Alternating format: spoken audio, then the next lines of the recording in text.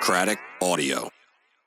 And speaking of college, man, I wanted to touch on this quick, but I always thought it was amazing how you organized King of the Mic, the Yes. rap battle at Oneonta. We did it for I think 3 years. I think you said one of the years after you left it was still it still happened, but you weren't there. I don't think you were there the fourth King of the Mic. I came back to judge that one. To judge, yes, that's what it was. Yeah. And to paint the picture of that situation, for those that don't know that are listening, where Oneonta is, SUNY system, spot where it's like right in the smack middle of the state, probably 3-4 hours from NYC.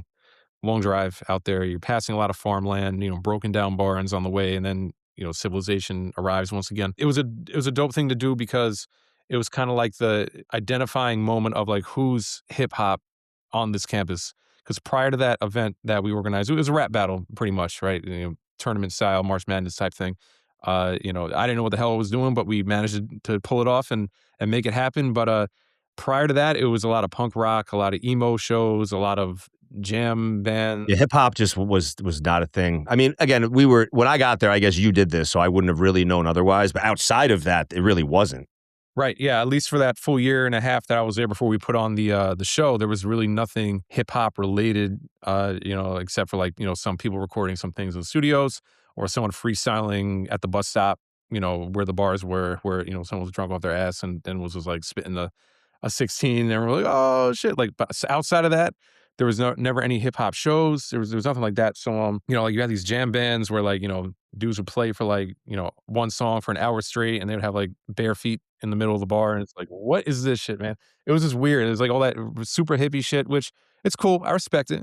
Wasn't my scene. Even I played in a few bands out there. And, I know we spoke off camera about this before, but I remember just being at the drum set. I would love to do a cover of a Roots song or something. And obviously everyone else in the band wasn't feeling that, but I wanted to do that. So, that event was really cool just with people, just having just a battle was dope because we definitely violated, the maximum capacity rule when we had everybody come in.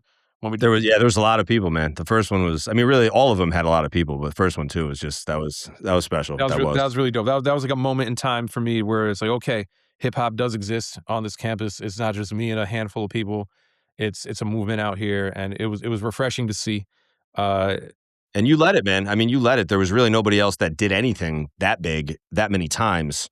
And I think a lot of people really respected you for that, man. Because that just nobody else really did that and did anything really close to that in the hip hop sense. We all kind of did shows here and there, but nothing like that. So, and also just to talk on this too is you got to remember where hip hop was at the time, where in the whole of America, the rest of America, I remember going to orientation and one of the professors in a room of 200 kids mentioned, 50 Cent and his G Unit. Everyone started laughing.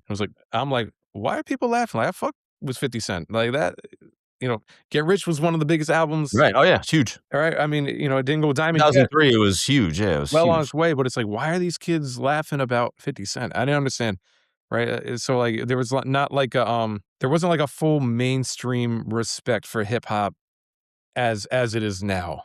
Oh, even up to that point, you're right. Really, that was right around that time was when it changed for sure. Even the 90s, for as big as it wasn't as big. It wasn't as mainstream. It wasn't mainstream. Yeah, it was big in the hip hop. It was big, but not mainstream like that. Yeah, yeah. In the hip hop community, where now you see all this hip hop in commercials, and it's funny because I have 2 kids, so when I was seeing children's shows with my kids, and you saw people rapping in the children's shows, that was weird to me. And I was just like, wait, hold on. We're rapping in kid shows now? When did this happen? They were laughing about 50 Cent not too long ago, right? So I don't know. It's just crazy, that whole transition. It was a very, old man moment for me. I was like, how did we get here? It's like what Biggie said, I never thought hip-hop would take it this far. That was how, it seemed like it was like a prophecy, right? Just hearing that lyric now in 2026, it's wow, he was right. Yeah, I remember how big 50 was. And it was it's just every single place you went and, Get Rich. And what was his second album? I forget. But yeah, not The Massacre. Was that the second album? I forget his second. Anyway. I think so. But yeah, he was huge then. And it was a big part of college. I remember that every weekend for sure.